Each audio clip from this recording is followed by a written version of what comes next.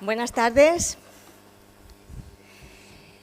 Bueno, aunque llevamos algo de retraso, lo intentaremos recuperar en la fase final, o sea, está todo un poquito controlado. Y bueno, vamos a comenzar la última de las mesas sobre desafíos con la intervención de 4 personas que iré presentando progresivamente. Además, bueno, en el auditorio, lo digo para las personas que nos siguen a través de las cámaras, contamos ya con nuestros y nuestras participantes del campus de verano, para que vivan ellos también en directo el curso de verano en esta fase final, que entendemos que van a ser ponencias que seguramente os van a interesar por los temas, y luego al final pues habrá también una sorpresa musical que esperamos que también os guste, ¿vale? Bien, en primer lugar, va a tener la palabra Sandra Pámpanas, que es una joven doctoranda de esta universidad. Ella es experta, está investigando el tema de discapacidad y género. De hecho, la mayor parte de sus trabajos, fin de grado, fin de máster, los ha centrado en la discapacidad intelectual, y básicamente también con relación a mujeres y niñas. También ha estudiado mucho violencia en mujeres y niñas con discapacidad intelectual.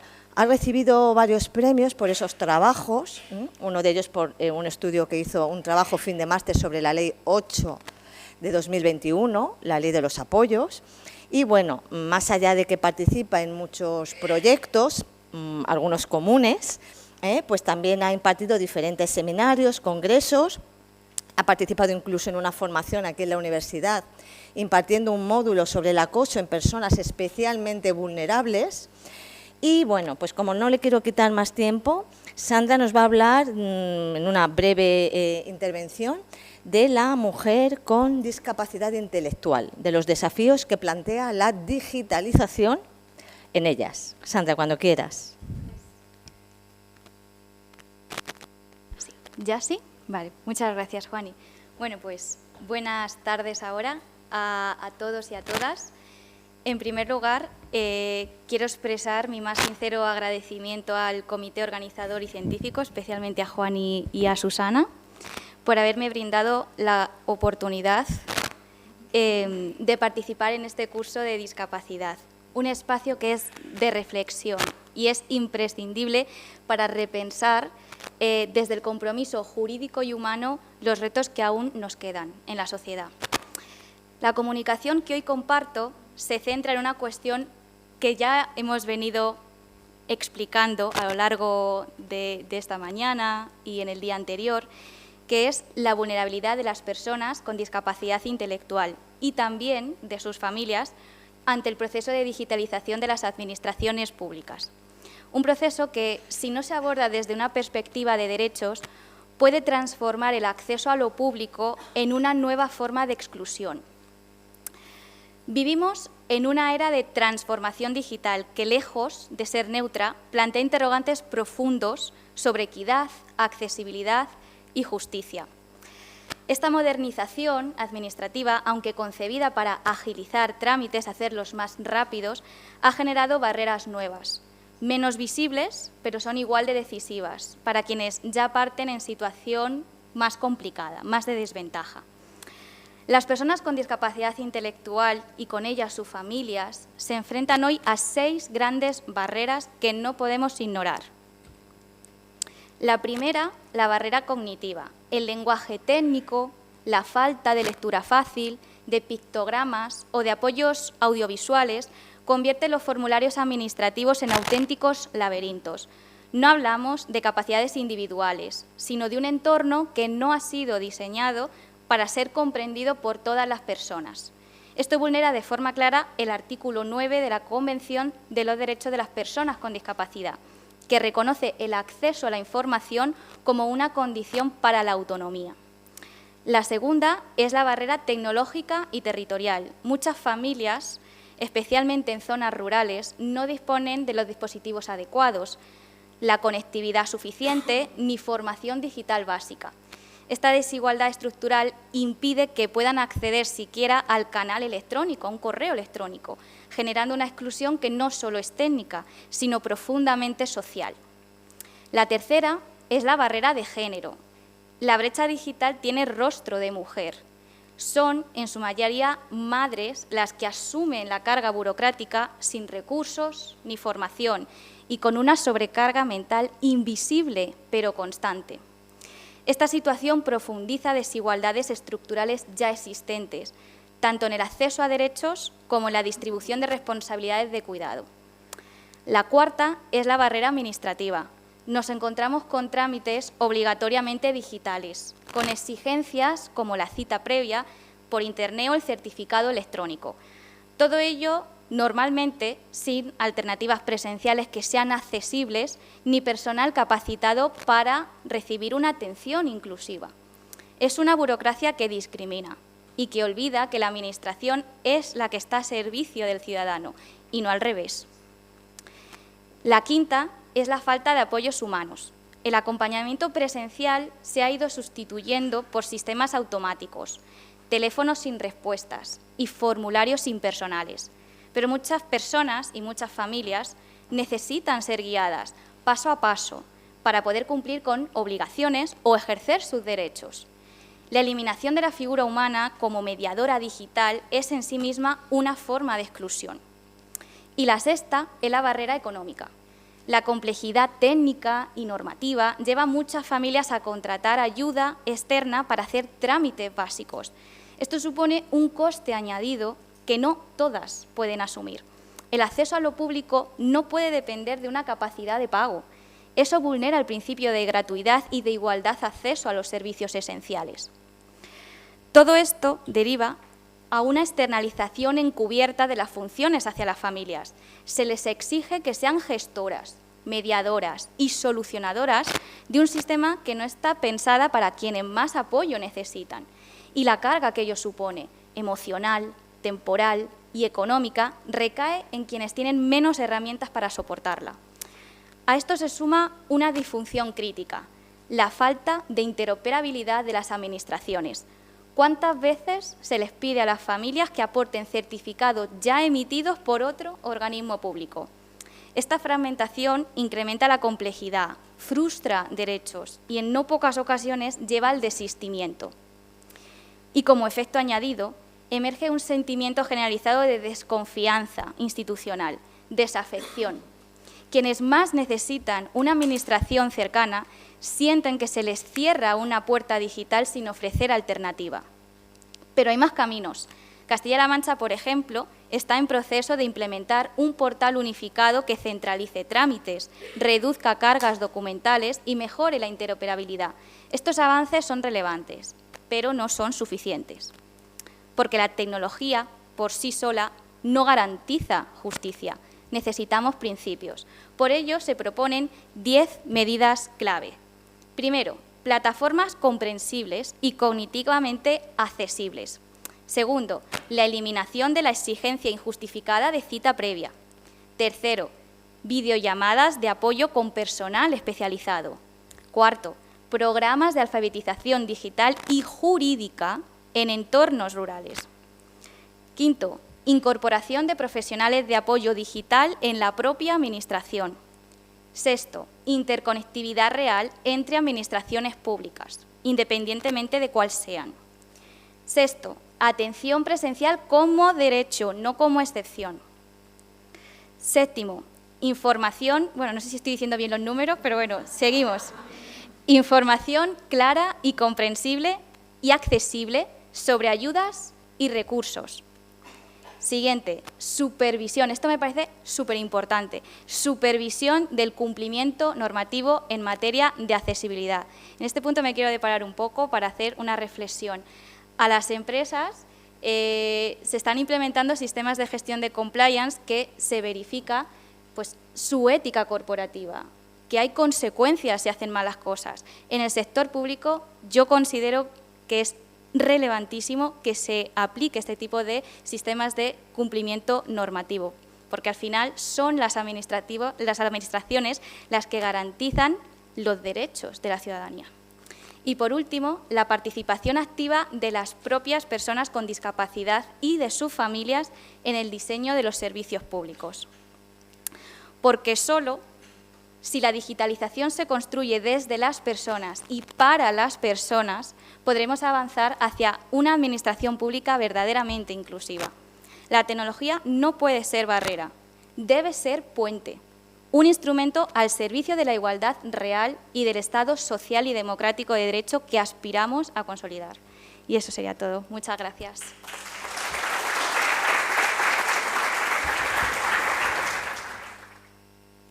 Muchas gracias, Sandra, por haberte ceñido a los minutos que te hemos dado, también de haber trasladado esos mensajes, lo importante que es la igualdad económica. Antes se hablaba en otra mesa sobre el tema del control de las neurotecnologías. Juana Zorín comentaba cómo hay familias que no se pueden permitir dispositivos para mejorar pues el desarrollo neuronal, ¿no? de cada persona. Por tanto, pues la administración pública debe estar pendiente de procurar esa igualdad económica. Lo importante es que también sea controlada y la diversidad de equipos, desde luego.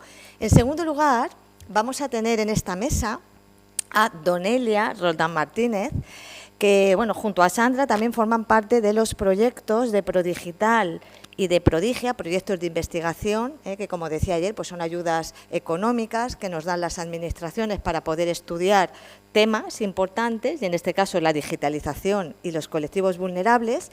Y entonces, como digo, pues Donelia, que es miembro de los proyectos, ella nos va a hablar de los problemas, oportunidades que plantea la digitalización para el colectivo inmigrante, para la mujer inmigrante. Ella es licenciada en Derecho por la Universidad de Castilla-La Mancha, educadora social habilitada, tiene diferentes másteres formativos en materia de inmigración, por conectarlo con el tema de su intervención.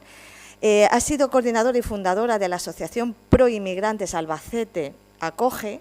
Es educadora familiar del Ayuntamiento de Alcaraz, dentro del equipo de servicios sociales de la zona del Plan Regional de Acción Social El Bonillo, desde junio del 2010 hasta ahora. Y luego pues es abogada de ACEM, que es una ACEM Albacete, que es una asociación, una organización sin ánimo de lucro, que también mejora las condiciones de vida de las personas en situación de vulnerabilidad. Y bueno, dejo para el final, que no es menos importante, de hecho es una faceta fundamental de su vida profesional, que fue senadora por Albacete en la 13 y 14 legislatura y ocupó, mientras fue senadora, la portavocía de migraciones en la primera legislatura y de igualdad en la segunda, con lo cual, de lo que nos va a hablar ahora, pues conecta mucho con esa faceta en el Senado. Y bueno, entre las leyes que ella expuso y de las que fue ponente en el Senado, pues hay muchas otras, pero podemos destacar la ley orgánica que modificó el Código Penal para penalizar el acoso a las mujeres que acudían a las clínicas para la interrupción del embarazo, voluntaria del embarazo, la Ley Orgánica de Garantía Integral de la Libertad Sexual, la que conocemos todos como Solo sí es sí, ella estuvo presentando de ponente de esa norma, y luego pues también fue ponente de la Ley Trans, de la ley del año 2023 de los derechos de las personas que pertenecen al colectivo LGTBI. Así que, Donelia, pues cuando quieras, 10 minutos para contarnos tu intervención. Muchas gracias. Bueno, pues muchas gracias. La verdad es que soy muy de estar por casa, con lo cual a mí los honores me sobran. Soy una curranta, soy abogada y llevo pues 30 años trabajando con una especialidad que es el mundo de las migraciones, ¿vale? En esta última etapa también he trabajado como sabéis, con el movimiento de solicitantes de asilo y refugio, porque bueno, pues ha habido una época de llegada de refugiados, pero en definitiva las migraciones en general serían un poco mi especialidad, ¿no?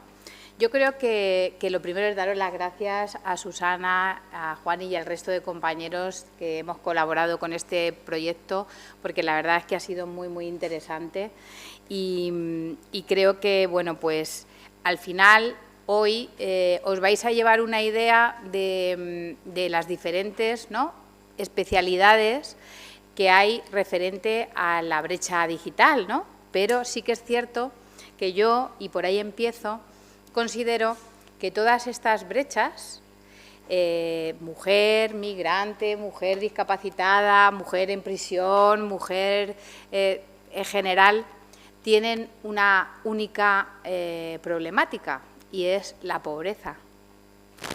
La pobreza es la base de todas estas brechas. Luego hay otras que también se podrían analizar un poquito más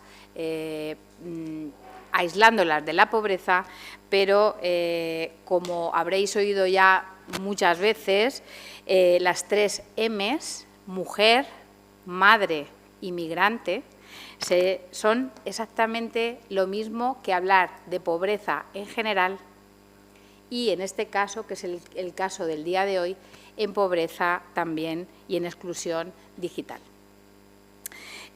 Si ya de por sí la situación de la mujer, o sea, la palabra mujer es desigual, si ya le vamos añadiendo el sesgo discapacidad, si después también esa persona tiene un sesgo de rural, ¿no? Y si además le ponemos el de migrante, pues, como ha dicho una de las ponentes anteriores, no es que sume, es que multiplica, es que la vulnerabilidad se multiplica. Y hay casos en que se dan todas y cada una de ellas. Hay mujeres migrantes, discapacitadas y en zonas rurales y viceversa, ¿no? Entonces, este tema tiene que tener una especial atención. Y yo siempre me gusta añadir una nueva M, ¿vale? La M de monomarental. ¿Por qué? Porque una de las nuevas, y para mí discriminaciones, no nuevas, sino que existe ya desde hace muchos años, es el tema de las mujeres solas con hijos. Ese tema lo englobamos así un poquito general en lo de mujer, pero si a la mujer migrante le añadimos, que puedo decir que por mi experiencia es muy grande el porcentaje, yo no tengo datos para decir el número de porcentaje, pero el porcentaje de mujeres solas con hijos, pues la vulnerabilidad es totalmente extrema. Esta M lo que hace es que en la mujer migrante, el monomarental, en la mujer migrante se agrande todavía más. Se agrande todavía más, ¿por qué? Porque, bueno, nosotros aquí en España somos una familia monomarental, seguramente será posible que existan, y existen muchísimas. Hoy una compañera de aquí me decía que ella era madre soltera también, pero tenemos apoyos. No todos los que debíamos, no. Nos faltan siempre apoyos, pero tenemos a nuestra familia, tenemos al Estado, que puede cubrir mucho mejor lo que cubre, pero que cubre algo. Pero imaginaros una mujer migrante, sola, sin ningún tipo de apoyo, sin ninguna red, ni siquiera de amistad, porque nosotros también tenemos esas redes de amistades, enfrentándose sola a la situación de pobreza y de vulnerabilidad que tienen, y ahí es donde voy, las mujeres migrantes en situación irregular. Y quiero hacer ese especial hincapié. Dentro de la discriminación de mujer migrante tenemos dos realidades. La mujer migrante sin papeles, voy a hablar así, sin papeles, para que me entienda bien la gente, y la mujer migrante que ya tiene acceso o ha tenido acceso a su permiso de trabajo y residencia. Las primeras son totalmente invisibles a la sociedad.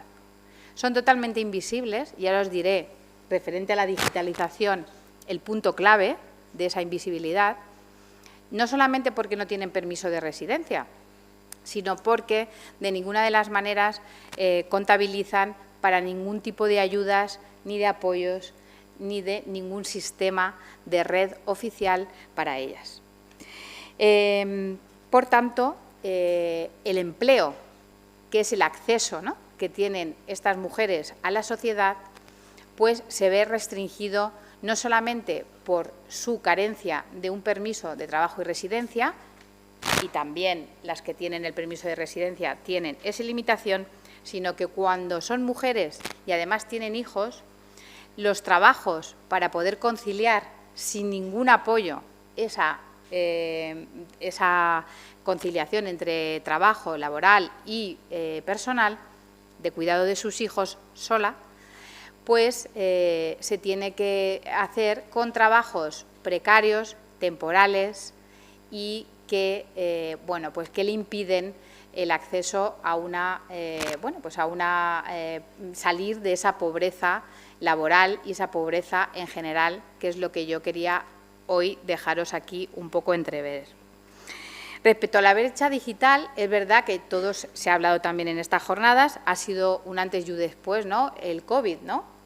Y ahí, bueno, pues hay aspectos positivos, como nos decían hoy. Yo creo que, en general, yo soy súper positiva y creo que los aspectos son, la mayoría de las veces, positivos, pero sí que es verdad que lo que no puede ser es que avancemos tan rápidamente dejando gente fuera y gente atrás, que es la misma gente que está en exclusión social más aquella gente que ahora se va a quedar también en exclusión digital. Con lo cual, si la exclusión social hay algunas medidas, muchas medidas, aunque insuficientes, para luchar contra ella, pues tendremos que pelear para que también la exclusión digital tenga una serie de medidas para poder que estas personas no se queden atrás. Y el primer punto de esta brecha, y ahí es donde os quería yo comentar, es el acceso, bueno, el acceso a la tecnología, ¿no? El acceso a la tecnología, que parece una cosa muy fácil, ¿no? Bueno, pues tenemos todos Internet, tenemos todos un móvil, tenemos todos... Bueno, pues en el caso de la población inmigrante, se vio en la pandemia cómo se tuvo que apoyar desde las escuelas, porque las familias, muchas familias, luego vamos a escuchar otros colectivos, ¿no? Pero yo concretamente, el tema de las familias migrantes, no existía en toda la familia un ordenador, que parece una cosa que hoy en día pues tenemos 3 o 4 por casa dando vueltas y no hemos terminado de terminar uno y ya tenemos otro, ¿no? Pues eso no es la realidad y eso es lo que tenemos que venir a poner hoy aquí encima de la mesa, que hay gente que pasa verdaderas necesidades para pagar el alquiler y para pagar otra serie de gastos y que no se puede permitir el lujo de comprar un ordenador ni siquiera a plazos, ¿no? Que es como se podía comprar nuestros padres a nosotros nuestro primer ordenador, ¿no? Entonces, ese acceso a las tecnologías sería el primer punto. Pero luego ha hablado la compañera que me ha precedido del acceso a los servicios electrónicos de la Administración Pública, que esto parece la panacea. Esto ya es lo más de lo más y que, bueno, pues para nosotros es facilísimo. Yo soy abogada, yo todo lo que hago, todo lo que presento, tengo un sistema para el juzgado, otro sistema para las notificaciones, otro sistema para presentar a la Administración. Son un montón de sistemas digitales a los cuales accedo con mi certificado digital, ¿no? Que es una cosa que yo ya, pues como es mi profesión, pues yo ya la tengo asumida. Bueno, pues yo quiero deciros que los inmigrantes en situación irregular, y estamos hablando de millones de personas, no pueden tener acceso al certificado digital.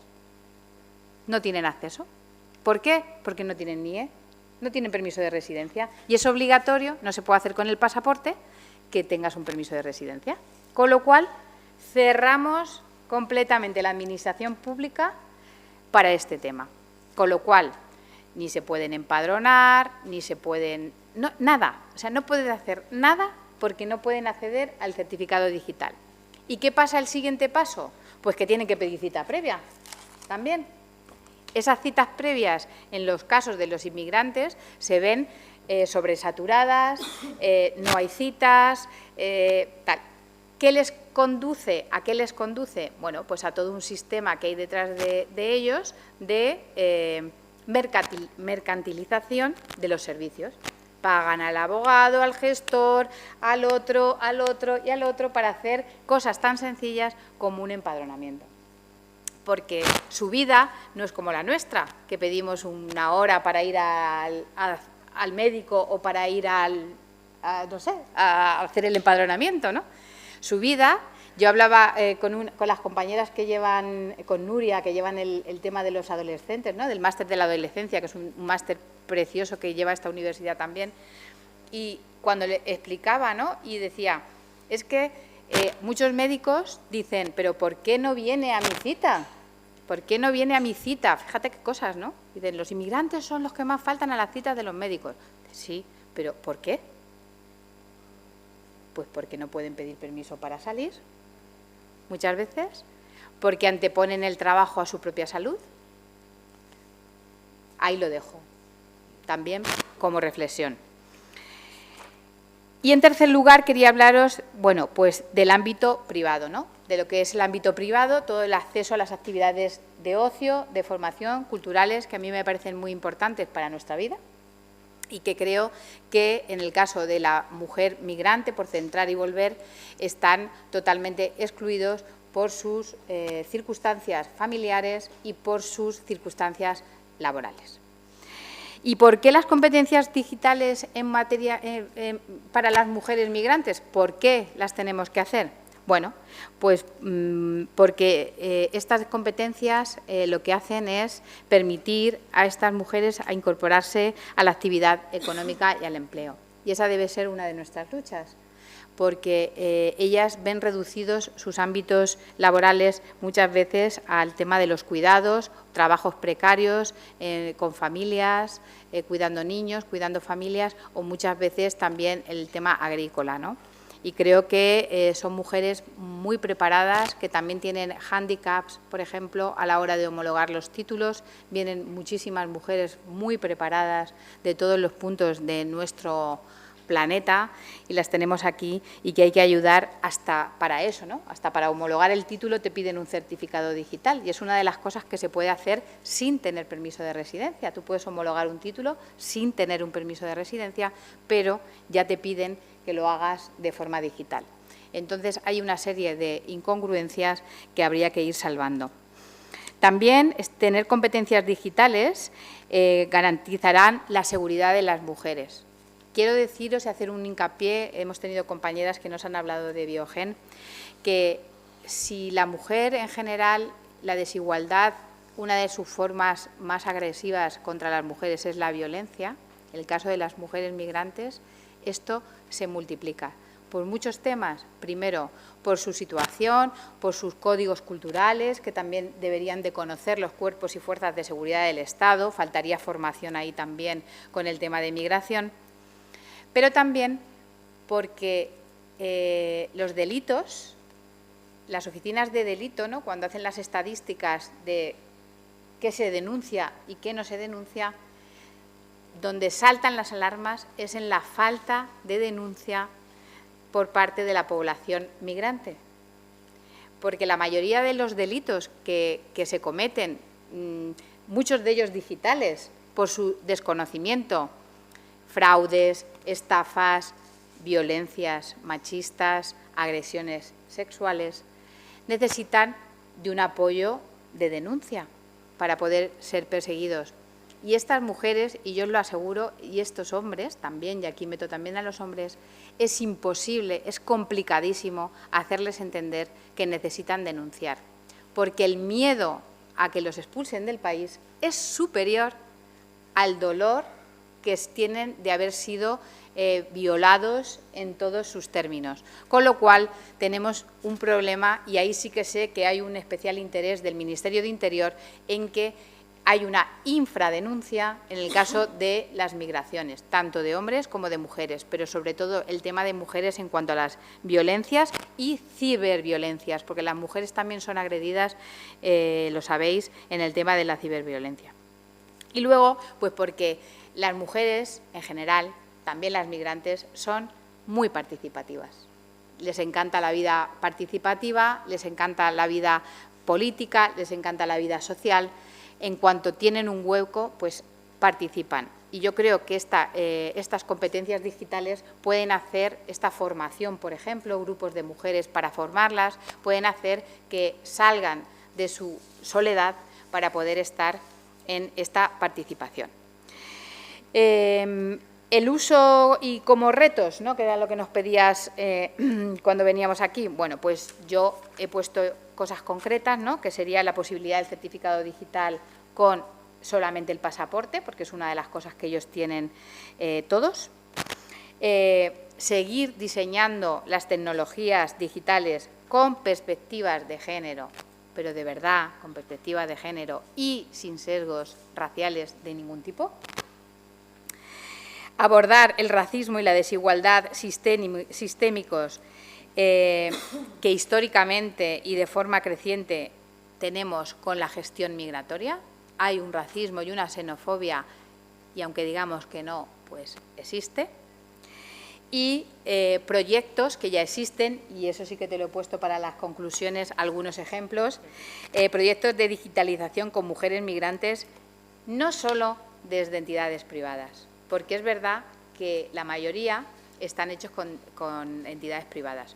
Y también es un apelo también a aquellas entidades privadas, ONGs, que se dedican exclusivamente a trabajar con personas con documentación, pues yo les pediría que también abran un poquito su mente y que no solamente trabajen con las personas que tengan permiso de residencia, sino que esas mujeres que no tienen permiso de residencia, pues también se merecen un apoyo, quizás las que más se merecen ese apoyo. Muchísimas gracias.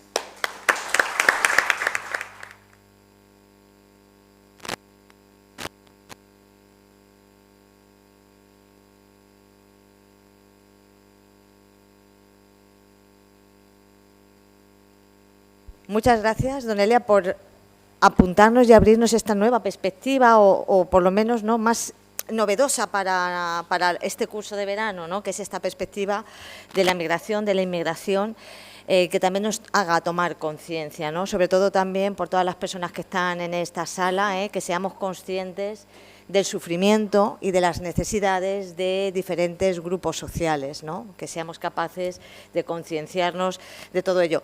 Donelia ha advertido que como fruto de este curso, efectivamente, a raíz de todas las intervenciones, queremos que salga publicada una guía de buenas prácticas. Entonces, con toda esa información tan valiosa que nos están dejando todas las personas que están interviniendo, haremos luego pues un documento recopilatorio, por supuesto, aludiendo a cada una de esas personas, que intente pues reflejar cuáles son esos desafíos y sobre todo esas buenas prácticas, algunas de las cuales ha adelantado ella.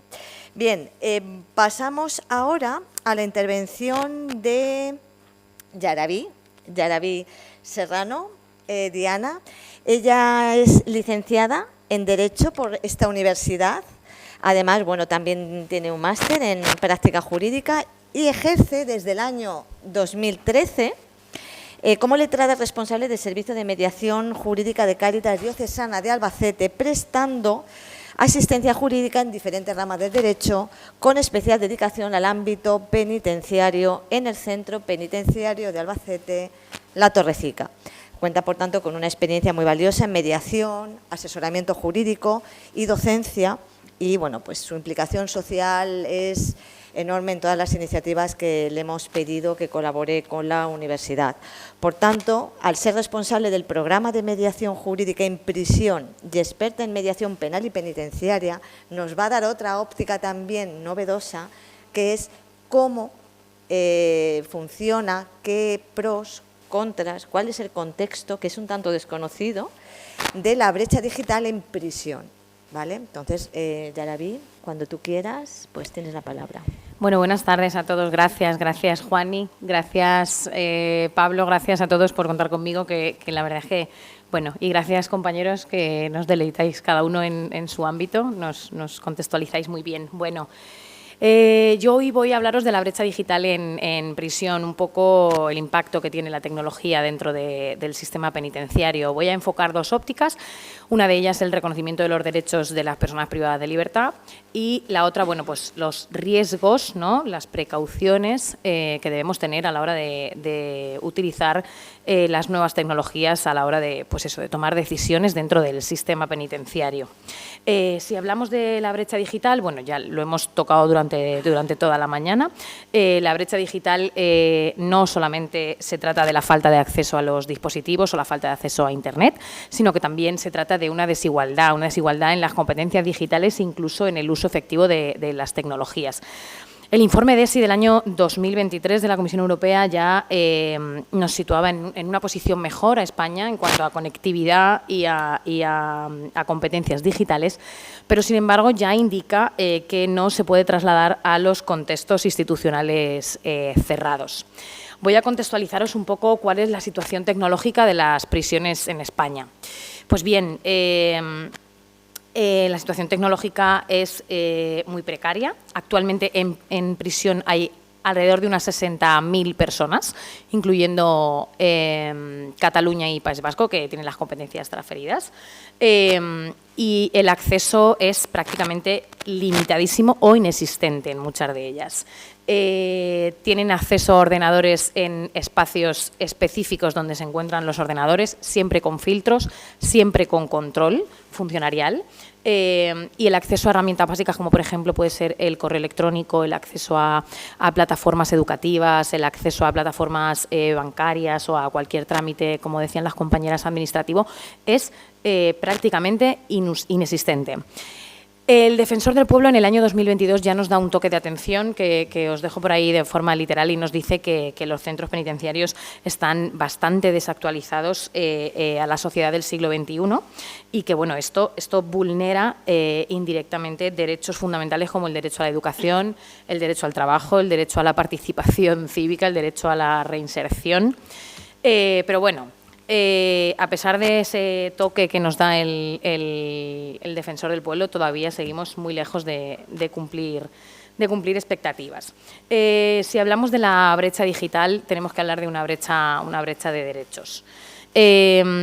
Los efectos que nos encontramos con la exclusión digital de las personas privadas de libertad son exclusiones, yo las he llamado así, exclusiones acumulativas, como decía bien Donelia, que suman o incluso puede que hasta multipliquen, ¿no? Cuando nos encontramos a un interno que viene a prisión a cumplir una pena privativa de libertad, imaginaros una pena de 10 años de prisión, por ejemplo, cuando vuelve a la sociedad, ¿no?, se encuentra con una desactualización tecnológica, con una sociedad completamente actualizada tecnológicamente hablando, con las dificultades que eso supone en cuanto a la búsqueda de empleo. El último informe de Fundación La Caixa nos hablaba de hasta un 80% de ofertas de empleo que se gestionan en Internet, con lo cual se quedan también privados de la posibilidad de la búsqueda de empleo.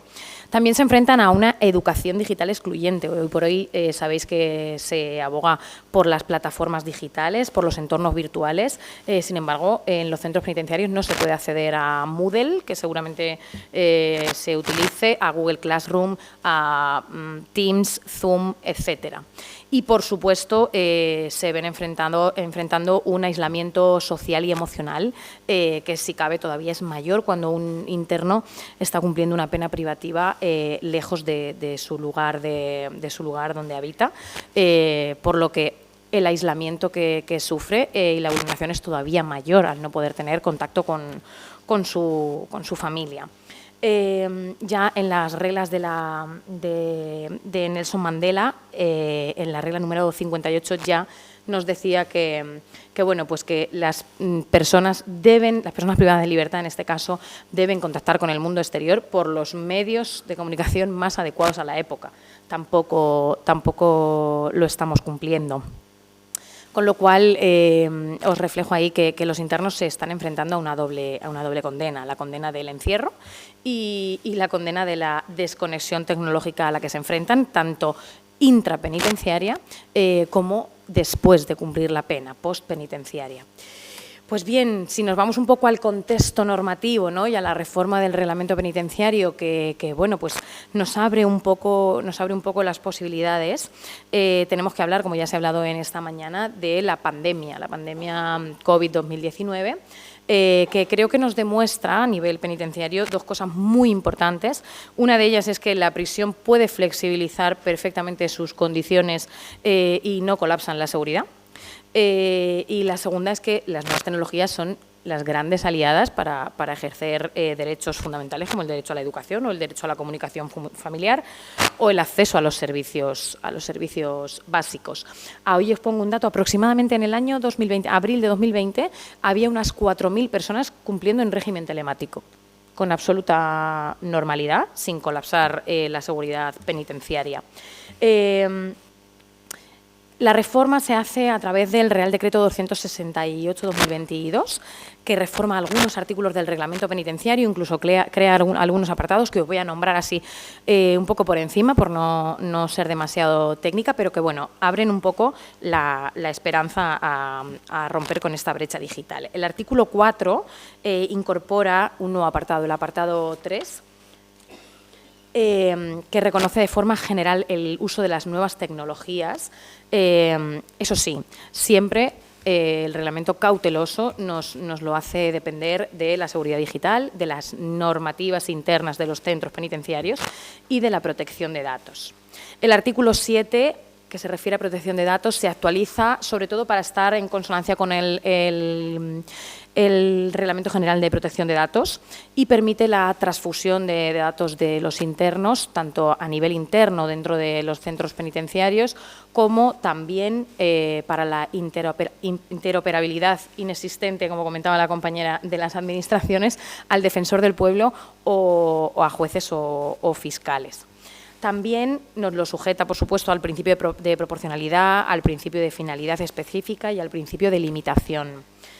El artículo 41 añade un apartado octavo que lo que hace es que regula el uso frecuente y la comunicación a través de videoconferencia como la comunicación más usual. Esto es un cambio muy importante.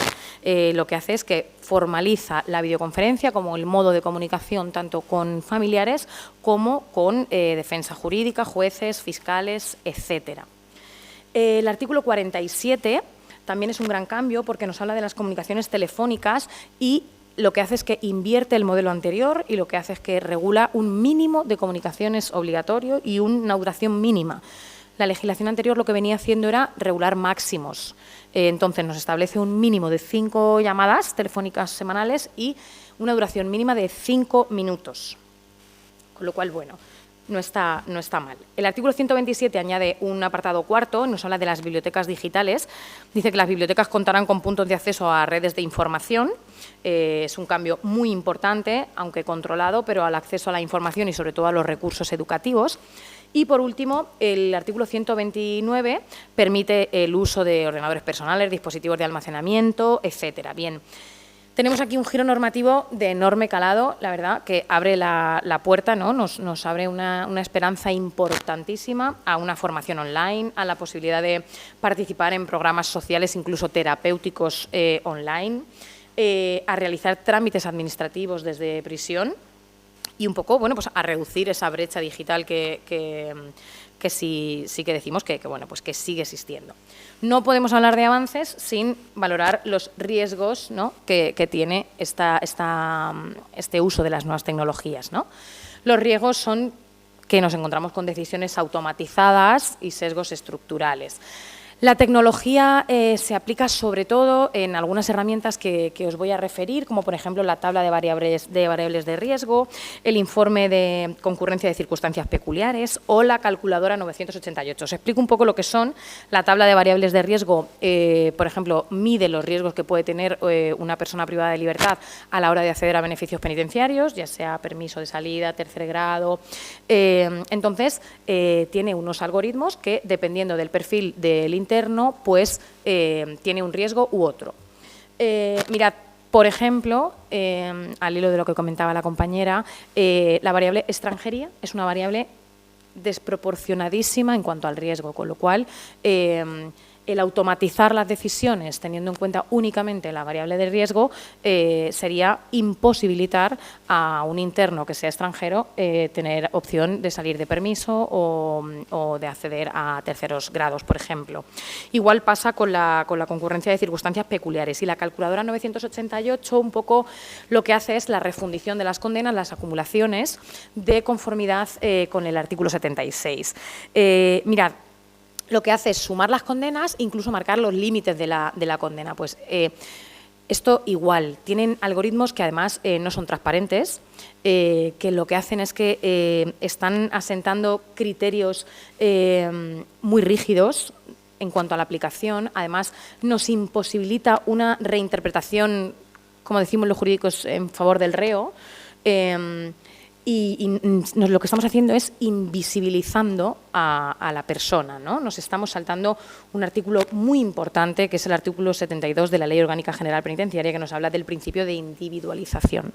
Cada uno de los internos tiene una condena, unas circunstancias personales propias y no podemos realizar un control automático y que esto sea un instrumento más de exclusión para ellos. Bien, vamos a tener una mirada a la esperanza. Nos encontramos con algunos adelantos ya, tanto en Europa como en España, algunas buenas prácticas. En Europa encontramos a Noruega, que ya ha implantado Internet en las celdas, evidentemente con filtros y con vigilancia, pero los internos pueden tener acceso a Internet dentro de su propia celda. En los Países Bajos nos encontramos dentro de los centros penitenciarios kioscos digitales que lo que permite es contactar con familiares, poder llevar tus finanzas si las tienes, acceder a la formación, a la educación, a un punto digital donde poder realizar todos los trámites. Y en España, cierto es que hay iniciativas que todavía siguen siendo dependientes de convenios muy específicos y individuales, pero bueno, tenemos el programa que hace el Ministerio del Interior junto con la Fundación Orange que se llama Mirar hacia el futuro, y un proyecto europeo en el que participa la Universidad de Salamanca, que se llama Rijeka 4.0, que lo que hace es formación digital dentro de las prisiones. Esto es muy curioso porque es formación digital sin acceso digital, o sea, sin Internet. Esto se hace a través de pantallazos del ordenador, van enseñando fotografías y entonces un poco van formando a los internos para que no estén tan descontextualizados. A mí me parece imprescindible que se diseñen ya estrategias estatales para la inclusión digital en prisión y que esto pues acabe por una vez. Como conclusión, deciros que si hablamos de la brecha digital no podemos hablar de una cuestión logística, es una cuestión estructural. Estamos vulnerando derechos muy importantes, el derecho a la educación, el derecho al trabajo, el derecho a la participación, el derecho a la reinserción social, que al final no olvidemos que es el fundamento de toda pena. Eso sí, una mirada atenta a las tecnologías, siempre al servicio de la reinserción social, sí, pero sin dejar de visibilizar la individualización de la pena.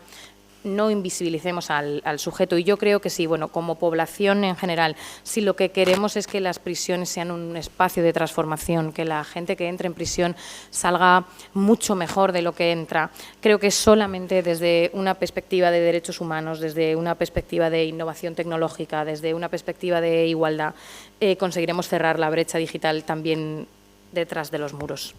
Nada más. Muchas gracias.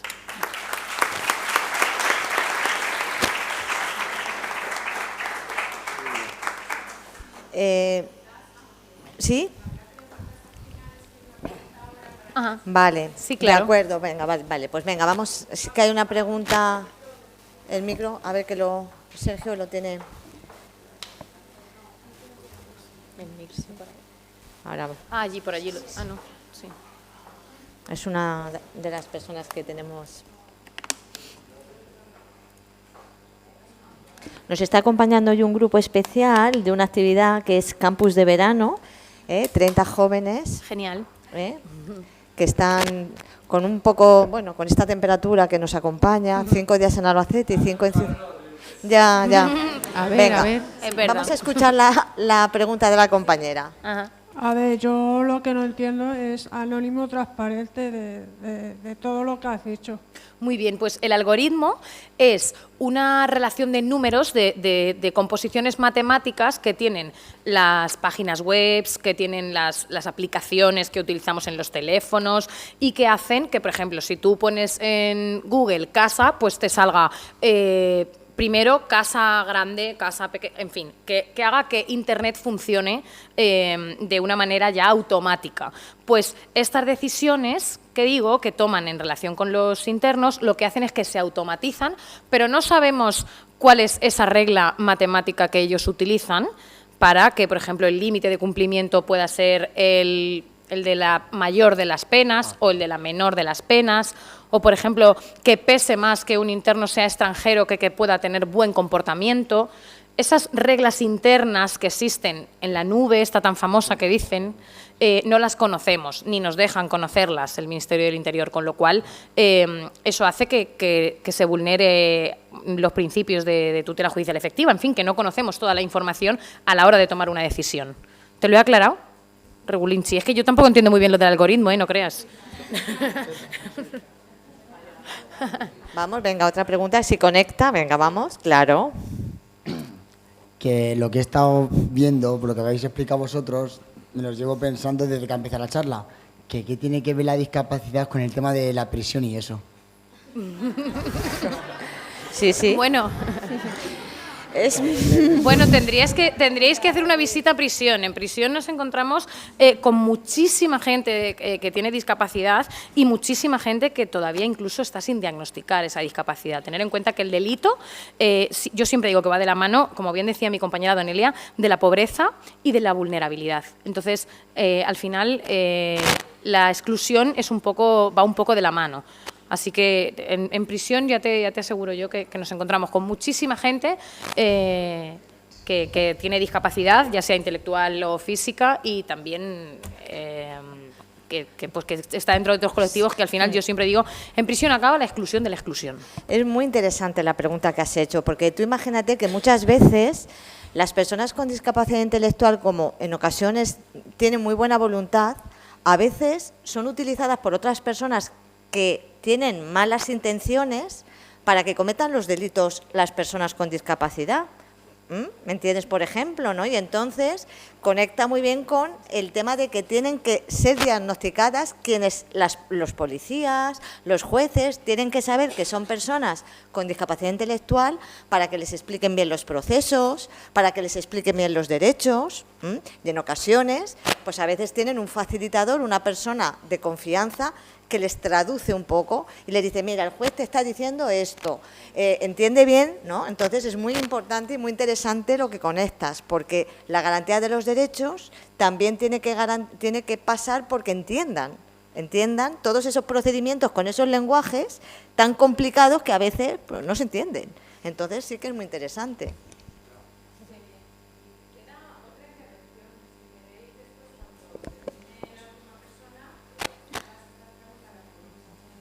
Sí, como nos queda que intervenga Antonio, acaba él y luego hacemos una ronda de preguntas.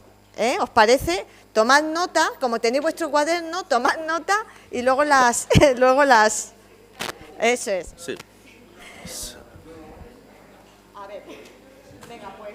Vamos entonces a cerrar la mesa, con la última intervención, que es muy interesante, estas intervenciones sobre estos temas... Bueno, como decía, menos habituales, ¿no? En los foros que estamos acostumbrados, en los seminarios. Entonces, los estamos escuchando con mucha atención. Bueno, pues para cerrar la mesa, contamos con Antonio Fernández Cortés, que él es agente intercultural en la Fundación Secretariado Gitano de Albacete. Concretamente está en el programa Acceder en Albacete. ¿Y a qué se dedica él en esta fundación? Bueno, pues atiende e informa a las personas del pueblo gitano que van y que necesitan algún tipo de información, realiza entrevistas, realiza informes para quienes son orientadores. También les ayuda a realizar el currículum, cuando tienen que realizar un currículum porque tienen que buscar un empleo, acompaña en aquello que puedan necesitar y bueno, pues claro, él hace esto porque se ha formado, tiene un título de experto por la Universidad Pública de Navarra. Hoy tenemos una profesora, justamente ha venido de esa universidad, que nos ha hablado de biometría, o sea que... Parece que no, pero a veces estamos más cerca de lo que parecemos. Sí, bueno, pues un título, como decía, en intervención social con la comunidad gitana y luego, bueno, tiene diferentes formaciones en mediación en contextos educativos y resolución de conflictos. Luego tiene otra faceta que explicaré después, pero de momento, pues él nos va a hablar de la brecha digital en el pueblo gitano, que también conecta muy bien con lo que comentaba Donelia de las migraciones, en ocasiones, pues otro tipo de discriminaciones que son y que suman, no, multiplican las brechas digitales. Así que, Antonio, cuando quieras. Muchas gracias, Juana. Pues buenas, gracias a Juana y a Donelia, que Donelia nos conocemos hace años y ella fue ella es la culpable de que yo esté aquí. Y coincidimos porque yo trabajo en la Fundación Secretariado Gitano y ella en AFCEN, y son dos entidades hermanas. El fundador es el mismo, es don Pedro Puente, el que fundó, y entonces tenemos desde hace muchos años mucha comunicación. Dicho esto, no os voy a aburrir mucho, no me voy a extender mucho, porque esta faceta posiblemente sea de las que menos me gusta o donde menos cómodo me muevo. Me gusta más y me muevo mucho más cómodo en la otra faceta que después os contará Juana. Y no me voy a extender mucho precisamente porque creo que está todo dicho. Es decir, con el título del curso ya lo dice, o sea, discapacidad, ruralidad, género en competencias digitales. En nuestro caso, podría suscribir perfectamente las buenas prácticas tanto en discapacidad, en prisión o en migración. Incluso las recomendaciones prácticamente variarían muy poquito. ¿Por qué? Porque la única diferencia que habría que añadir a mi colectivo es la de ser gitano, porque hay gitanos con discapacidad, hay gitanos en prisión, hay género, migración ya no, aunque ya la hemos terminado, ya nos ha costado 600 años, ¿eh? Es que este año se cumple el 600 aniversario de la llegada de la primera familia gitana a lo que es la península ibérica. O sea, el primer documento que atestigua la presencia de una familia gitana en lo que es era la península, eran reinos, existe. Está en el reino de Aragón y es un documento que el rey Alfonso V de Aragón firmó a una familia gitana que pasó por los Pirineos, iba de peregrinación a Santiago. Y para que no les cobrasen impuestos en las distintas fronteras que tenían que ir pasando, de provincias, de pueblos, el rey Alfonso V de Aragón, se ve que le tuvimos que caer bien. Era el principio, no nos conocían todavía. Y este documento poco más o menos dice, viene a decir que yo, el rey Alfonso V de Aragón, ordeno y mando a todos los pueblos, ordenadores, alcaldes, etcétera, a que se nos tratase bien y que, que nos atendiesen. Y ese documento está firmado el 12 de enero de 1425.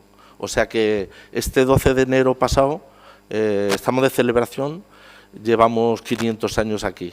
Pero es verdad que toda la historia de los gitanos, o sea, no solo hay gitanos en España, hay gitanos en prácticamente todo el mundo, la mayoría en Europa. Y es una historia de nómadas, ¿no? O sea, en su origen, según los antropólogos, el origen del pueblo gitano está trazado en el noroeste de la India, ¿no? En lo que es el Rajasthan, el Punjab.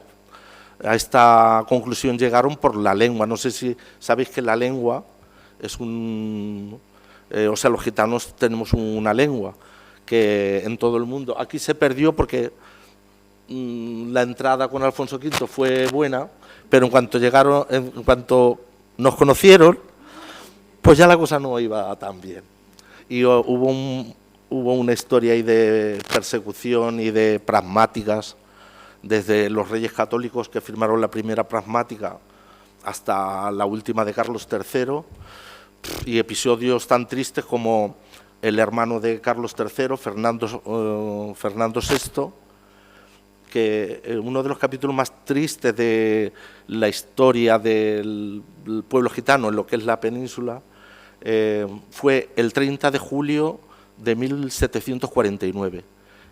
El hermano anterior de Carlos III, Fernando VI, junto con sus asesores, que eran don Zenón de Bengoechea y Somodevilla, no sé si les sonará, pero a lo mejor por el Marqués de la Ensenada, sí, el Marqués de la Ensenada. Junto con él se les ocurrieron la solución, la gran solución, ¿no?, con el pueblo gitano, pues coger los presos a todos, ya está. Y esa noche, el 30 de julio de 1749, cogieron a todos los que pudieron, sobre todo a los que estaban localizados, que era una cosa que el pueblo gitano se resistía a hacer. Vienen de ser nómadas, a ellos les gustaba estar aquí en este pueblo, y a otro día pues a lo mejor irse a otro. Y precisamente cogieron seguramente a los que más se ajustaban a derecho, ¿no? Y bueno, pues fue tremendo, hasta que 14 años después su hermano Carlos III, cuando reinó, dijo: qué barbaridad esto que ha hecho mi hermano, entonces pues que lo suelten y ya está. Entonces separaron los hombres de las mujeres. Los hombres pues los utilizaron en los arsenales de Cartagena, de Cádiz, y a las mujeres pues las llevaron a prisiones a Valencia, a Zaragoza. Y cuando salieron, pues cuando salió los gitanos de Cádiz, pues tiraron de teléfono y digo: voy a llamar a mi mujer, que hace 14 años que no la veo. Es decir, fue un desastre, ¿no? ¿Y qué quiero decir con esto? Que no... Me parece más interesante que os cuente estas cosas, porque yo sé que son cosas que la mayoría no se enseñan, entonces, pero no os quiero aburrir más. El documento que traigo aquí, que me recomendaron que hiciera, pues es eso, pues una acción de buenas prácticas que hacemos en la Fundación y una serie de recomendaciones que estarán en el documento que ha dicho Juana, que después lo podréis ver, si eso. Y bueno, espero que os haya gustado y no os haya aburrido mucho. Seguro que hay alguna intervención.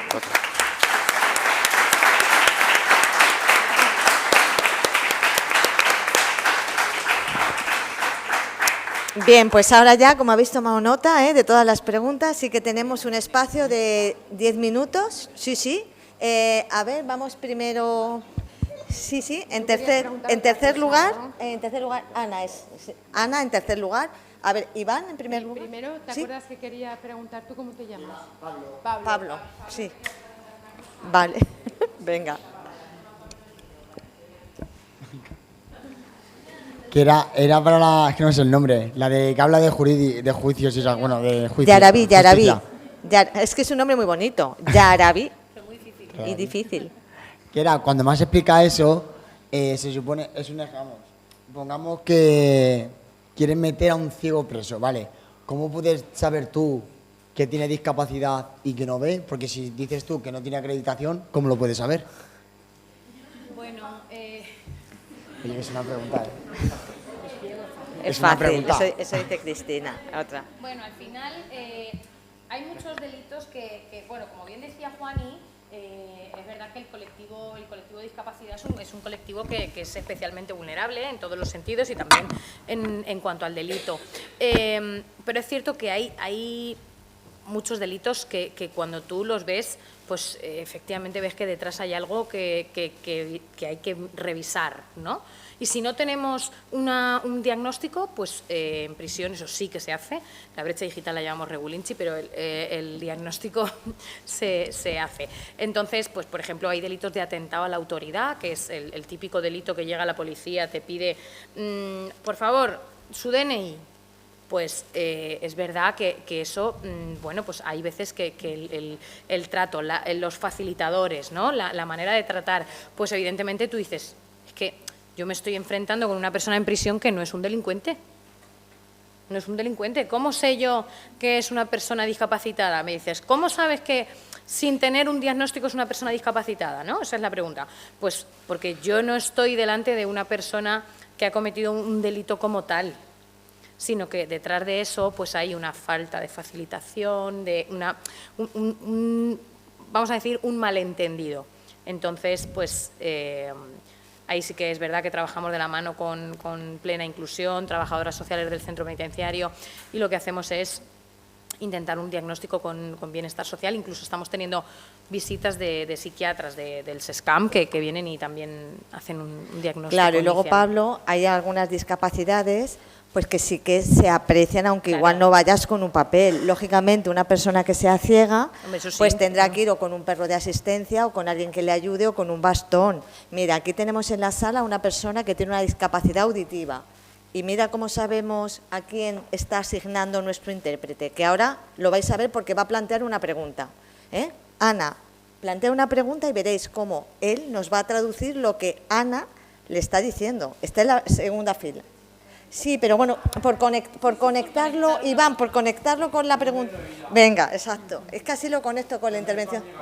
Venga, pues mirad, así funcionamos. Venga. ¿Pregunta, Ana?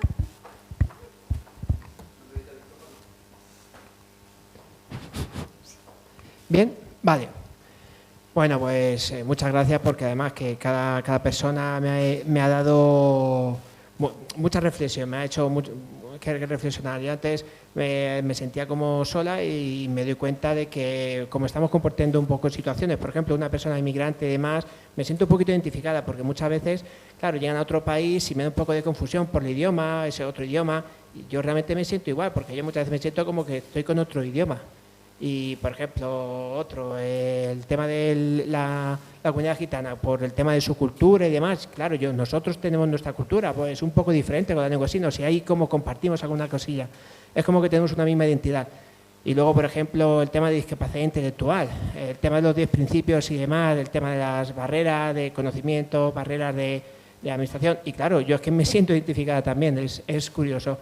También el tema de prisión y claro, me ha impactado, reconozco que me ha impactado y me da un poco de reflexión de que las personas sordas cuando entran en prisión, por ejemplo, una persona sorda normalmente usan más la tecnología a nivel de WhatsApp, mensajes, porque es la única forma de mantener ese contacto. Pero si por ejemplo una persona sorda está dentro de la cárcel con tantas limitaciones, claro, ¿cómo tiene acceso a esa tecnología, a esa comunicación? Y claro, significa que se siente todavía más aislado todavía. Y claro, pues me impresiona bastante ese caso. Y nada, simplemente comentar un poquito de eso. Muchísimas gracias a todos. Muy bien. ¿Ves? ¿Ves? A veces tenemos que utilizar los apoyos, ¿verdad? De esa manera. Iván. Mi nombre es Iván. Gracias a vosotros por la charla que habéis dado. Y mi pregunta es para la senadora, que no me acuerdo del nombre. Donelia. Donelia, Bueno. es que tenemos unos nombres, ¿eh? Donelia. ¿Fue senadora? Sí, sí. Pero mi pregunta es, como abogada del Senado, ¿cómo has conseguido que las personas con discapacidad cumplan esos objetivos? ¿Qué méritos has conseguido? ¿Qué logros y qué proyectos has llevado a cabo para finalizar el proyecto?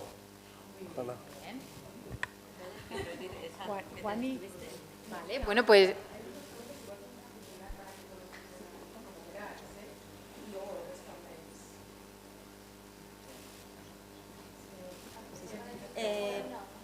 ¿todas juntas o? Sí, vamos a hacer eso, sí. Vale, vamos a acumular, pues, a ver, ¿quién quiere intervenir? Levantad la mano quienes queráis intervenir. Ainhoa, ¿tú también? 4. 4. 4 y... Sí. Pues esas 5, ¿Qué tal la mano? vamos breve, plantear la pregunta breve, las acumulamos todas, por si algunas se pueden unir. ¿Tienes un orden? Pues a ver, venga, Ana Burgual, que se ha quedado para que no ella se ha quedado a medio de una pregunta. Perdonad, pero es que los nervios y demás, y me he puesto a expresar y bueno, me ha faltado un poquito. Quería preguntarte, bueno, por el tema de prisiones. una persona sorda dentro de si está en prisión, ¿hay limitaciones en el uso de tecnología? Por ejemplo, WhatsApp, que es una manera de comunicar, para mantenerse en contacto con, no sé, por ejemplo, como no puede llamar por teléfono, claro, yo soy un poco antigua, ¿vale? Pero, por ejemplo, como si llamas desde la cabina y demás, pero una persona sorda, la comunicación se adapta de alguna manera, ¿cómo se hace? Vale, pues esa es una pregunta. ¿Permiten, por ejemplo, hacer una videollamada? ¿Sí o no? Simplemente eso. ¿Quién más por ahí? ¿Había levantado la mano? Vale, pues Pablo Fortes. Buenas. Bueno, yo soy Pablo de Cuniseta, pero de primera edición. Y quería hacer, bueno, preguntas de algunos. Ella, ¿no? Vale. Tema lo de COVID, eso que hemos pasado algunos. Es que yo quería hacerte una pregunta, porque hay personas que le da igual por lo de COVID. No sé si tú entiendes la pregunta, porque hay personas que se pasa de COVID, que no quiere hacer caso, quiere salir a la calle y eso como...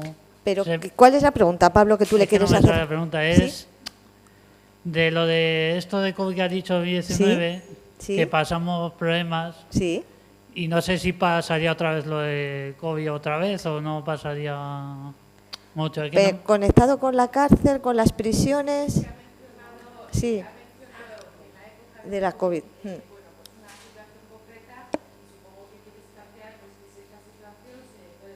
Sí, si va a repetir o no mucho. Sí, vale, muy bien. ¿Detrás, Víctor? ¿Detrás? Era para... que estaba en medio para Antonio. Para... Sí. Ah, bueno, pues como ha tenido... Sí, ha tenido... Venga, pues... Pero la formuro a vosotras. Sí, bueno, sí. Y ahora se lo decís a él. Sí, claro. Como...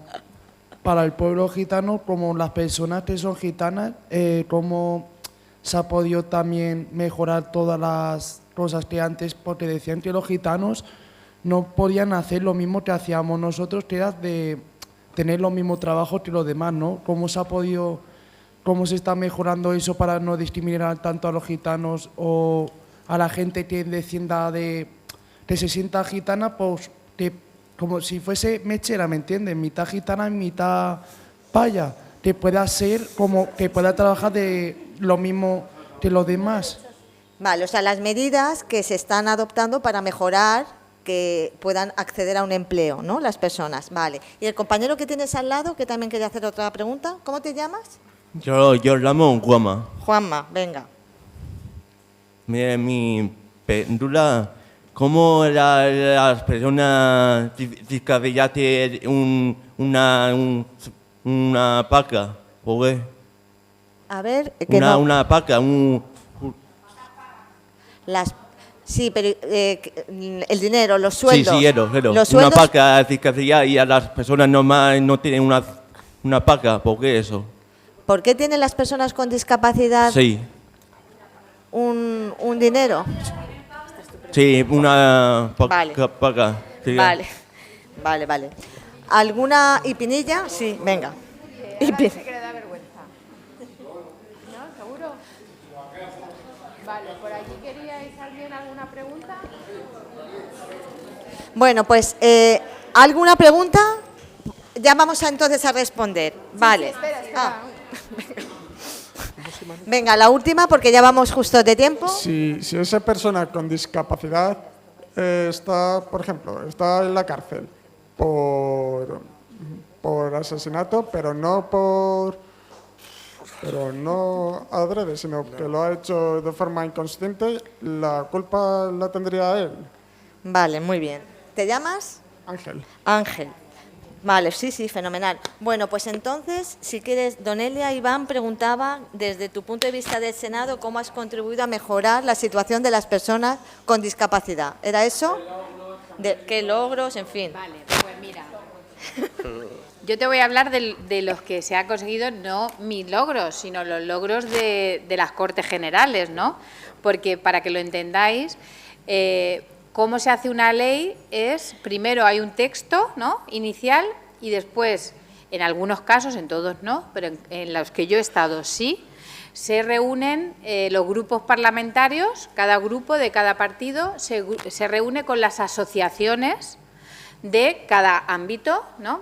Y siempre os puedo decir que en todas las leyes que yo he participado ha habido siempre cosas de logros para los discapacitados, porque la representación de CERMI en general y algunos otros colectivos específicos han sido fundamentales, y ahí sí que también te digo que todos, con matices, pero todos los partidos políticos se ponen de acuerdo para ir haciendo logros.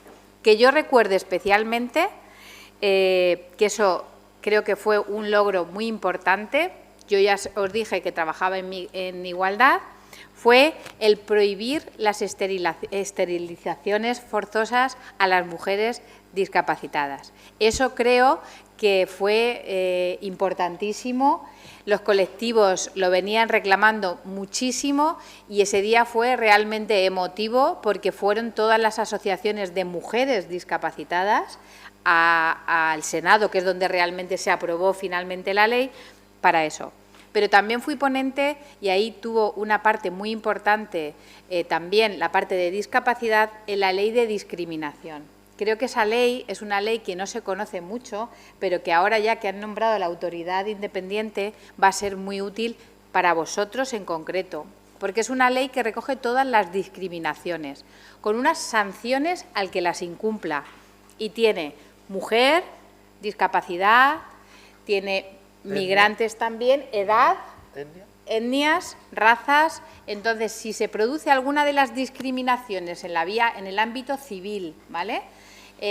No te dejan entrar a un sitio porque eres discapacitado o porque eres inmigrante o porque eres lo que sea, tienen una serie de sanciones y se ponen una serie de normas, luego la podéis hacer, o un monográfico de discapacidad, Juani, y en esas leyes siempre la aportación de discapacidad es muy importante. También fui ponente en la ley de la infancia, y ahí sí que las aportaciones de CERVI para los niños y niñas y adolescentes en situación de discapacidad fue muy, muy importante. Y también me he apuntado el tema de, bueno, pues eso, de la discriminación en general, pero que sepáis que, por ejemplo, pues cuando se habla de justicia, cuando se habla de educación, cuando se habla, yo no fui ponente ahí, pero sí que la ley de educación entró también en la legislatura en la que yo estuve, todas siempre tienen una parte muy importante de las reivindicaciones que tienen las asociaciones que os representan y que son verdaderamente fuertes, interesantes, y que de verdad creo que son uno de los que más activistas son referente a su propio colectivo. Muchas gracias, Donelia. La semana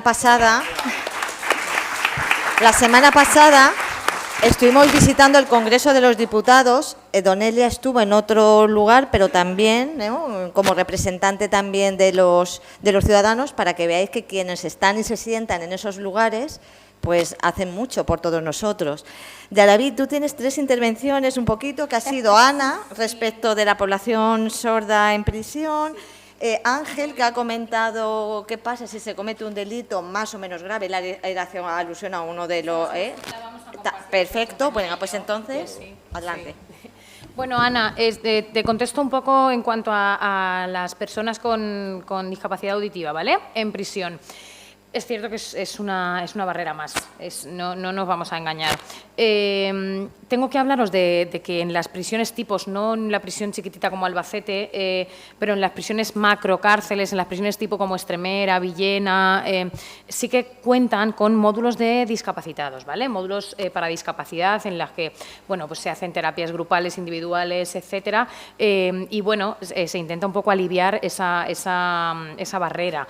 Y también es cierto que, bueno, como os he comentado, las comunicaciones actualmente que se regularizan, aparte de las llamadas telefónicas, son las videollamadas, con lo cual creo que eso también puede aliviar un poco la dificultad con el lenguaje.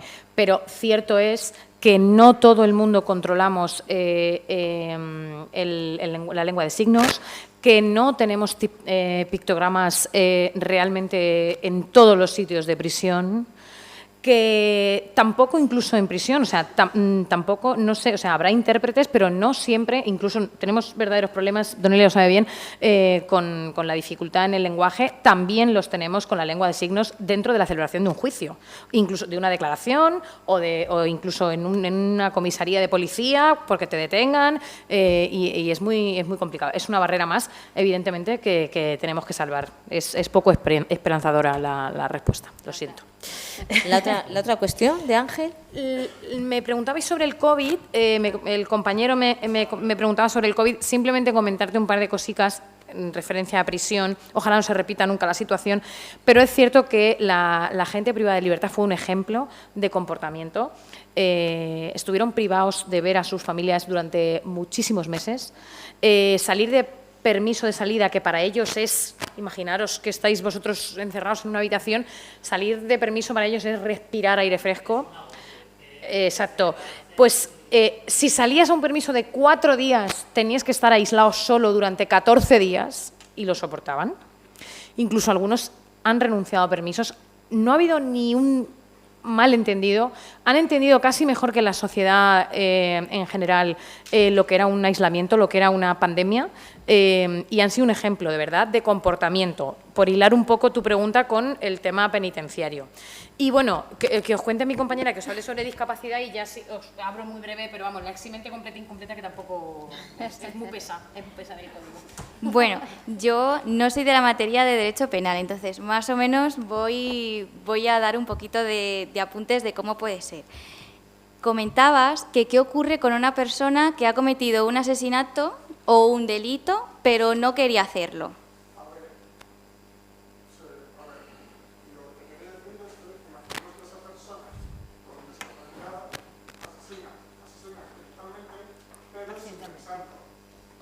¿Pero? Sin pensarlo. Sin pensarlo.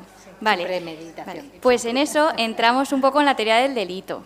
Pero bueno, básicamente, cuando una persona comete un delito, el juez valora que haya querido cometer el delito, ¿vale? Y luego, por otro lado, la capacidad penal que tenía esa persona, si no me equivoco. Entonces, básicamente, se tienen en cuenta, primero, la voluntad delictiva.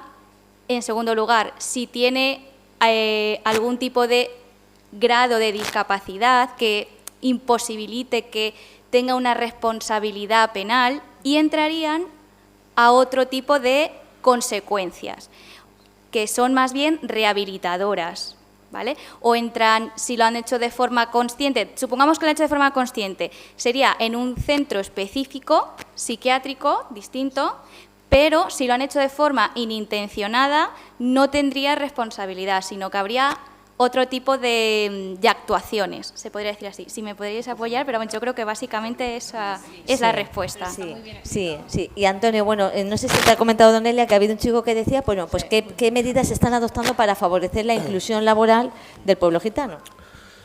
Bueno, pues voy a empezar diciendo que para una comunidad tan discriminada como es el pueblo gitano,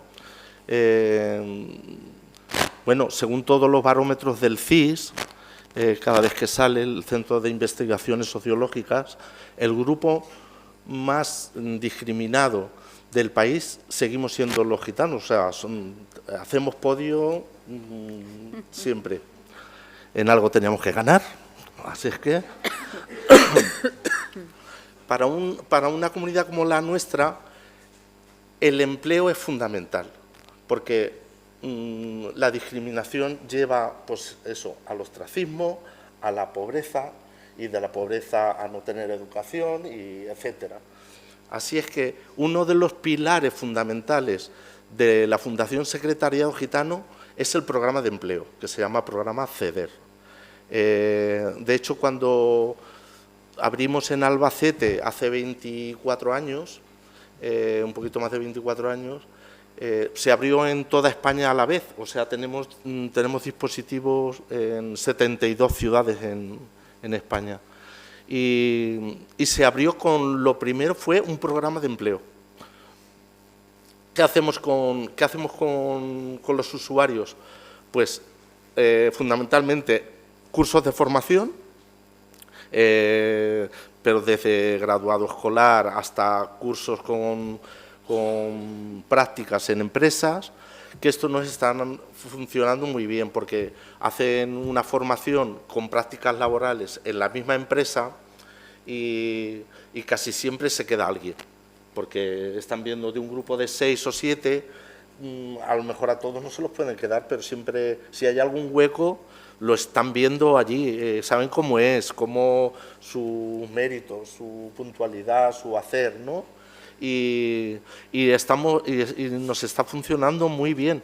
De hecho, desde hace 24 años hacia aquí, la comunidad, los gitanos de empleo por cuenta ajena eran muy pocos.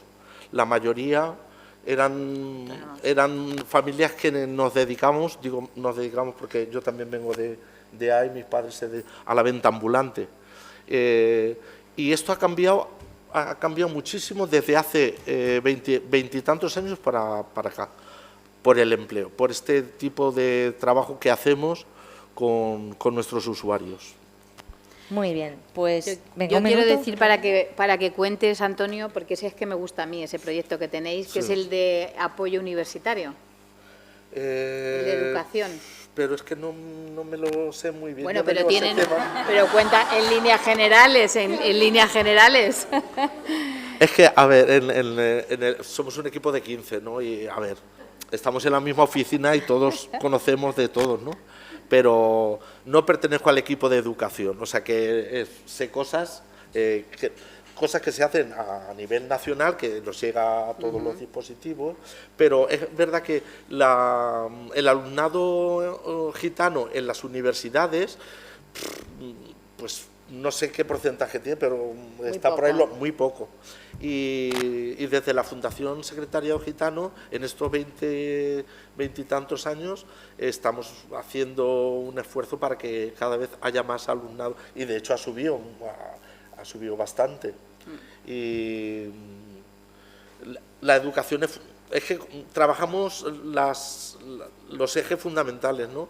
La educación, empleo, y el otro gran eje es la mujer. Así que... Bueno, pues yo creo que podemos cerrar esta mesa con un fuerte aplauso.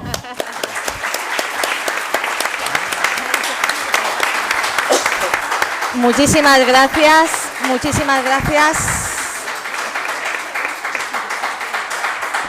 Bueno, a ver, Sandra, que nos recuerda que quedaba una intervención. Venga, medio minuto. Venga, va. Había hecho la pregunta y yo se la quiero responder de por qué las personas con discapacidad reciben una paga. Cierto es, cierto es. ¿Por qué? Esto es muy importante. Cierto es. A ver, hay que entender que el Estado está muy comprometido con la sociedad. ¿Y cómo él se vuelca con la sociedad? Pues siendo consciente de las necesidades que tiene cada persona, ¿vale? Entonces, en el caso de las personas con discapacidad, reúnen unos requisitos que le hace que sea más complicado para ellas, por ejemplo, tener un trabajo en función de determinadas circunstancias personales. Entonces, si la persona con discapacidad, por ejemplo, llega a un porcentaje, por ejemplo, un 65, que es el que marca el Estado, pues tienen derecho a recibir una ayuda porque significa que por las dificultades que tiene va a ser complicado poder tener una independencia económica, ¿vale? Entonces, el Estado lo que hace es darles esa retribución, esa paga, para que puedan tener su independencia económica. Básicamente es eso, es apoyar a las familias y a esas personas. Es por eso. Fenomenal. Gracias. Venga, pues ahora vamos a entrar entramos en la parte final del curso. Invito a Antonio a que tome asiento en este lugar, que le acompañe, también llamo a Melody, y mientras ellos toman posiciones, me gustaría pasarle la palabra a alguien que ha venido especialmente a saludar al auditorio y también en este momento, que ya vino ayer y adelantó que iba a venir, que es nuestro rector. El rector que quería, ha venido, se ha escapado.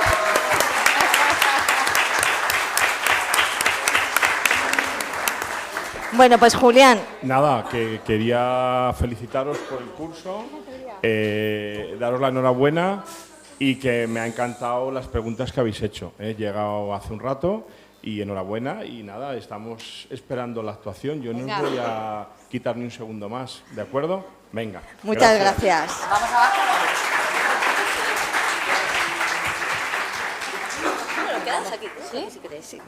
Bueno, pues decía antes he presentado a Antonio como Antonio Fernández Cortés, pero tal vez sea también más conocido en el ámbito artístico como Antonio Remache, ¿de acuerdo? Entonces, ahora voy a leer, Antonio, el parrafito que me quedaba al final, y él es cantautor y compositor, más de 20 años de trayectoria musical y ha compuesto obras musicales para artistas que yo creo que os van a sonar, como Niña Pastori, Los Chichos, Diana Navarro, Pasión Vega, Gilberto Santa Rosa, ¿verdad? Entonces nos suena. Además, en el año 2003 recibió el Premio de la Música en su 7ª edición y ha sido nominado en la edición 12ª en el año 2008. Él está aquí y nos acompaña con Melody. Melody, que es su hija. Sergio, por favor, ponemos el micro. Y bueno, pues yo creo que sobran las palabras. Muchas gracias.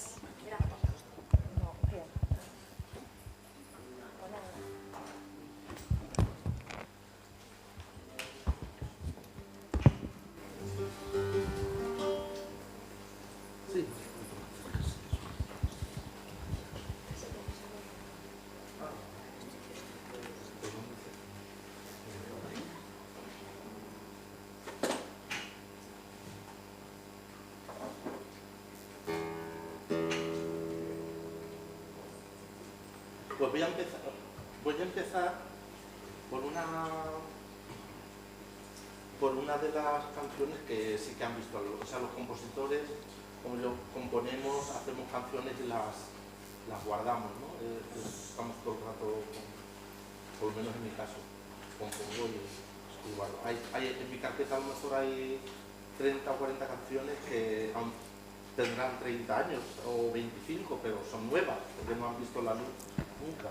Pero esta es una de las canciones que sí que han visto la luz, porque tuve el honor de que me la pidiera Diana Navarro, ¿suena? Y se titula Imaginando. Y además por la que fui a la 2ª nominación de los Premios de la Música, porque estaba nominado el álbum a mejor álbum de folclore, por así. Y se titula Imaginando, espero que la guste.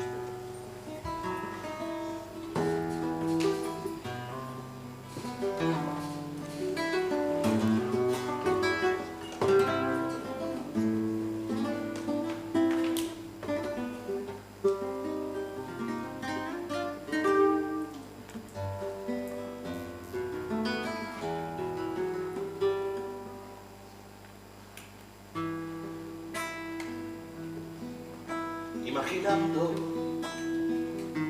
que tú estuvieras aquí a mi lado, aquí a mi vera.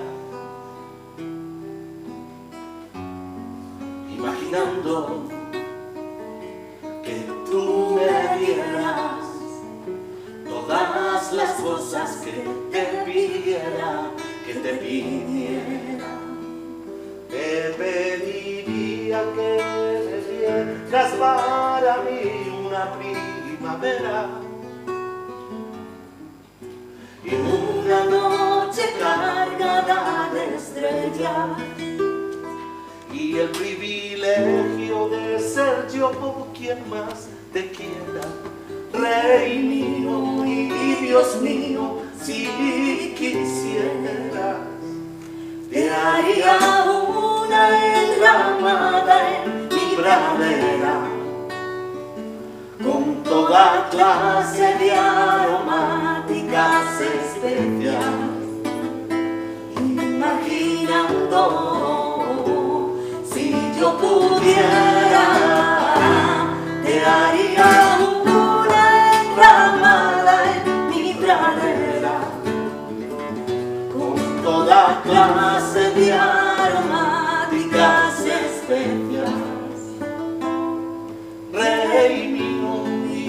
Dios mío, si quisieras, imaginando que tú estuvieras aquí a mi lado, aquí a mi vera, imaginando que tú me dieras todas las cosas que te pidiera, te pediría que en mi vida, Señor, tú me pusieras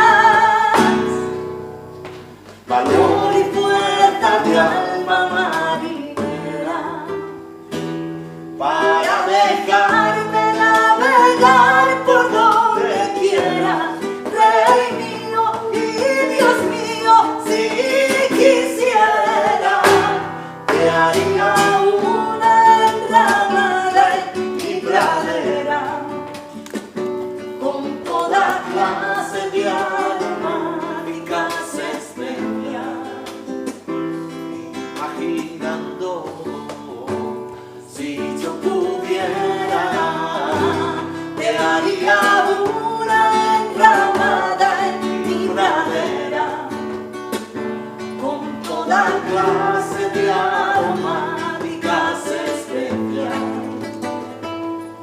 Rey mío y Dios mío, si quisiera, te pediría descuento en la lista de mis deudas,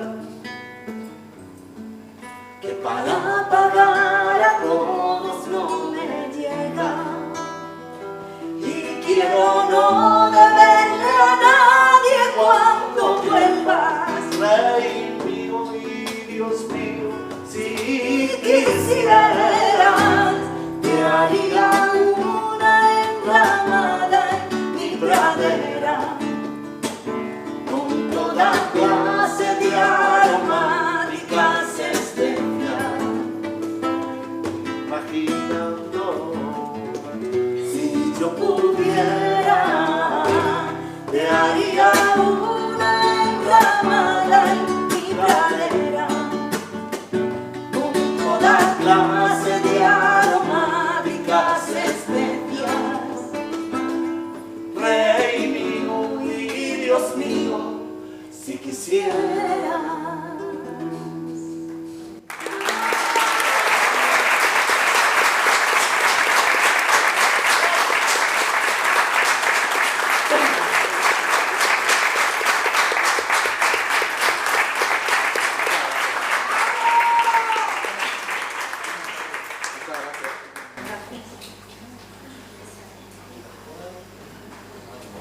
Muy bien, padre. Ponle la cejilla, ponle la cejilla. Niña Pastori os suena un poco a alguno, ¿no? a mí. Pues es que...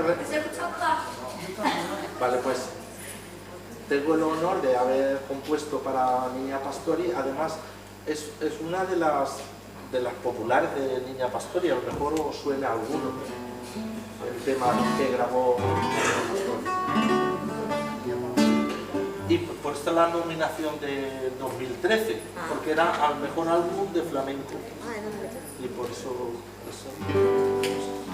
era, no la vamos a cantar entera porque quiero que cante melodía otra canción, pero una estrofa y un estribillo, ¿vale? Te quise a tiempo, te quise tarde, te quise dentro de lo que cabe, con toda la fuerza del que sabe hacer un cuento con la realidad, de la única pasión de mi carne, amé hasta la incredulidad, te di la puerta, te di la llave, te di toda la gana de amar. ¿Quién te va a querer? Así como yo, ¿quién te va a querer? ¿Quién te va a querer? Así como yo, ¿quién te va a querer?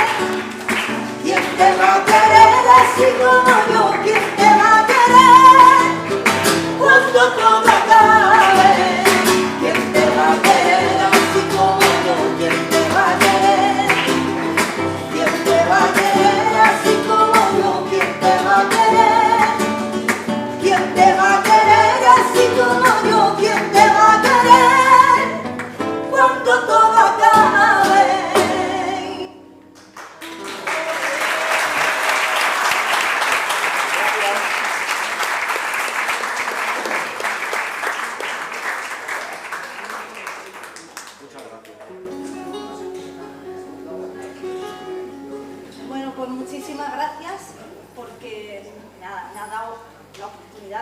sentarme aquí a su lado, mi padre, y de poder interpretar una canción.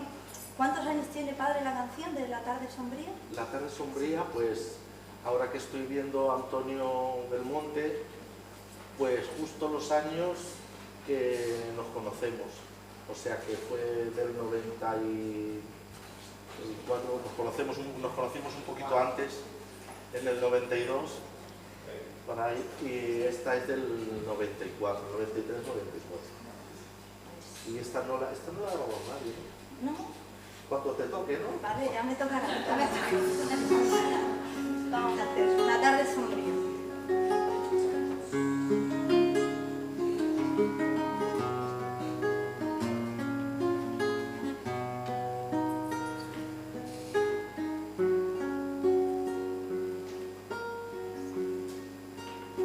Está la tarde sombría,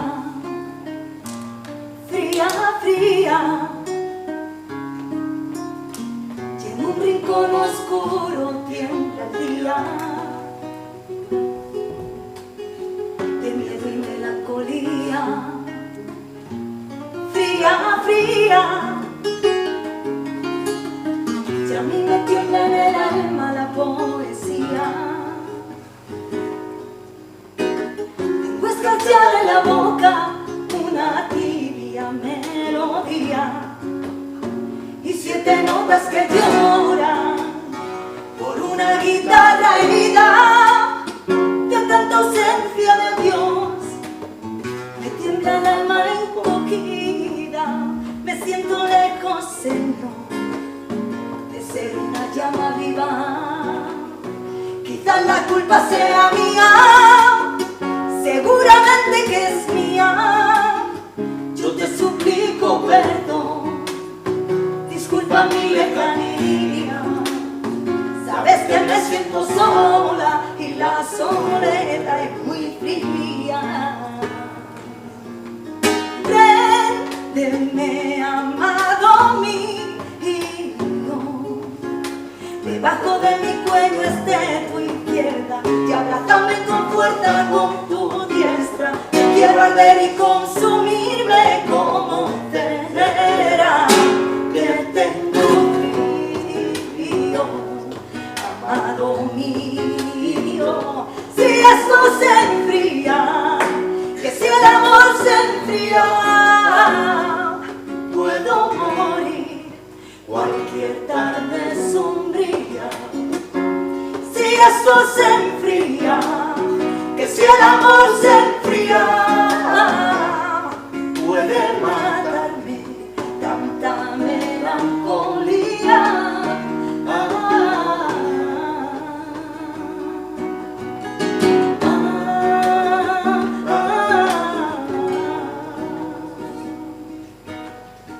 Solo me quedas tú y la verde esperanza de ver el cielo azul.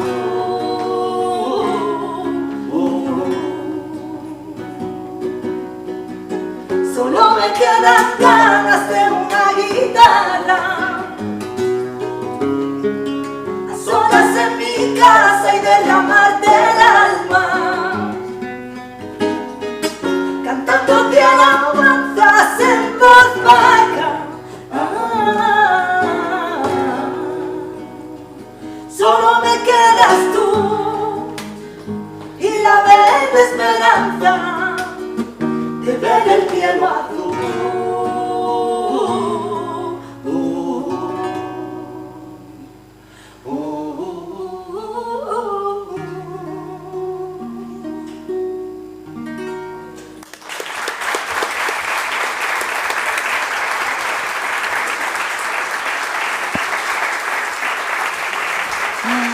Muchísimas gracias.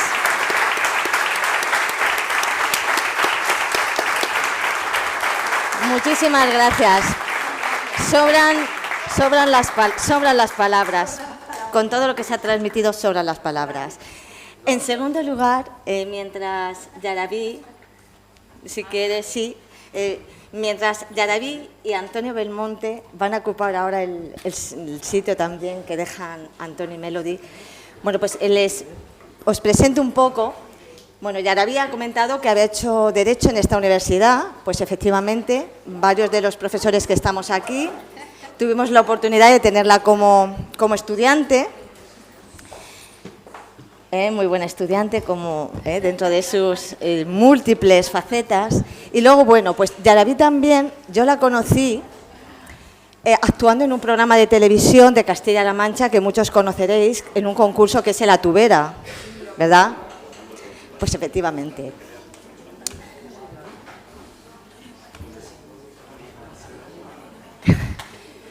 Bueno, pues efectivamente ahí fue cuando la conocí, cantando, pues como veréis que va a cantar, ¿de acuerdo? Y bueno, va a ir acompañada a la guitarra por Antonio Belmonte, que ha mencionado ya Antonio Remache. Antonio Belmonte ha participado en este curso de verano en varias ocasiones, junto con su padre y un compañero, con el grupo Alhambra, Albacete. Y Antonio, bueno, pues tiene oído absoluto, toca 12 instrumentos y su mejor modo de poderse comunicar, porque tiene trastorno del espectro autista, es a través de la música. Entonces es un buen modo de conectar en este momento, en este curso, con las nuevas tecnologías, con la música, con la discapacidad, ¿verdad? Yo creo que es un modo de cerrar el círculo de este curso. Así que por muchísimas razones hay que agradecer a todas las personas que han participado y, como os estamos viendo, hay muchos vínculos, también emocionales y emotivos, que nos tocan a quienes hemos organizado, que somos un equipo, esta jornada, ¿vale? Así que cuando queráis.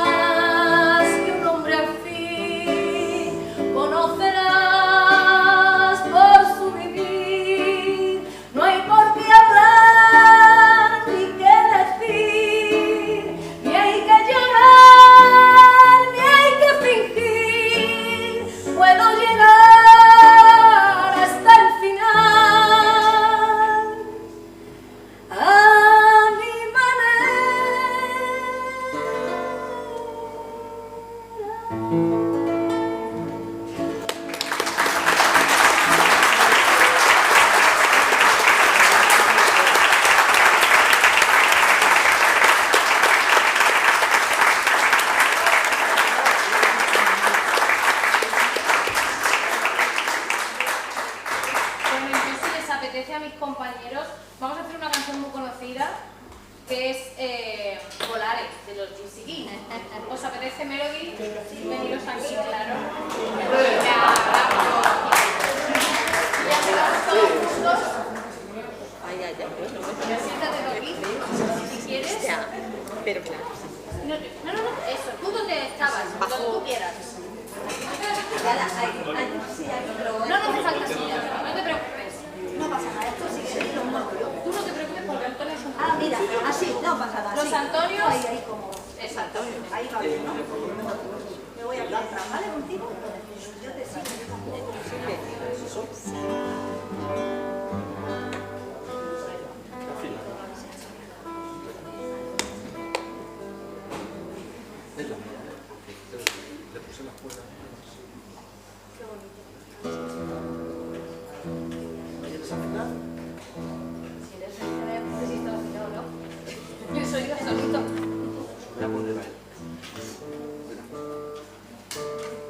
Cuando se ponga verde, está. Ahí.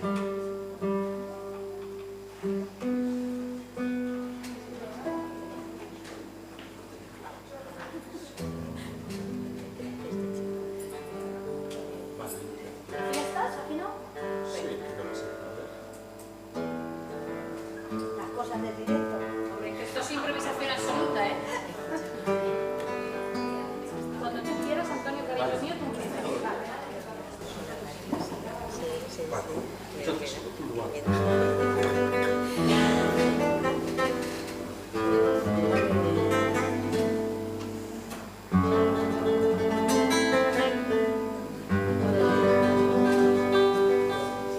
Pienso que un sueño parecido no volverá más. Y me pintaba las manos la cara de azul. Y de improviso en el viento la vida me dio. Y me hizo volar en el cielo infinito.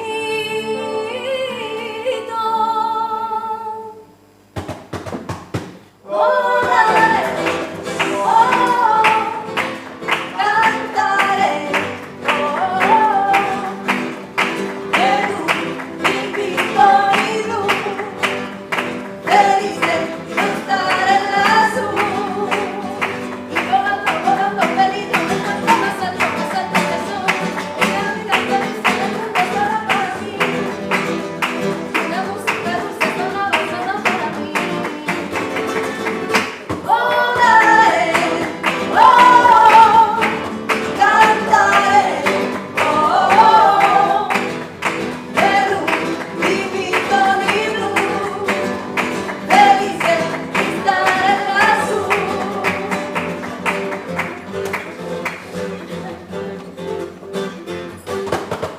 Pienso que un sueño parecido no volverá más, y me pintaba las manos la cara de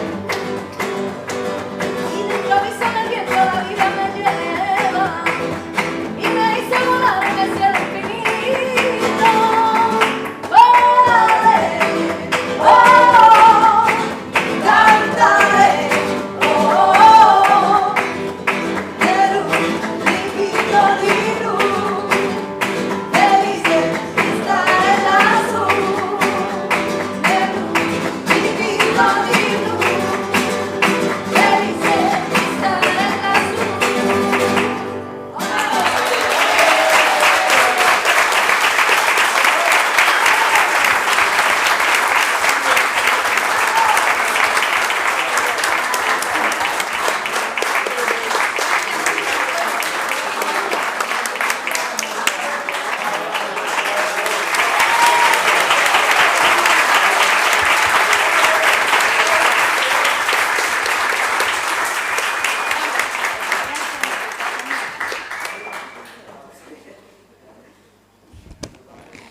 Bueno, pues yo, Susana, Carmen, ¿queréis os acercáis un momento? Porque ya os digo, es difícil decir nada después de esto, pero sí que, en fin, nada, no. Simplemente, bueno, pues si queréis para cerrar ya este curso, si queréis apuntar alguna cosa. Nada, muchas gracias a todos, que ha sido un placer como siempre. Muchas gracias. Aprovecho en nombre de Juan y en el mío para agradecer no solo a las instituciones como hicimos el primer día, sino también como hicimos el primer día al equipo y en particular, pues yo creo que lo podemos particularizar en Carmen Fajardo, en Sergio Sánchez, que bueno, pues han dedicado todas las horas del mundo y todos los desvelos a que esto salga tan estupendamente como ha salido. Así que yo creo que salimos muy contentas. Ha sido un curso que ha colmado nuestras expectativas desde todos los puntos de vista, desde luego desde el punto de vista académico y lo más importante desde el punto de vista humano, porque al final lo que nos hace ser personas y no máquinas, no instrumentos digitales, es la parte humana que es la que tenemos que conservar. Y bueno, pues este broche final yo creo que lo ha demostrado, estamos todos con los pelos de punta, nos hemos emocionado y esa capacidad de emoción es lo que nos distingue de las máquinas. Así es, nada más. Muchas gracias.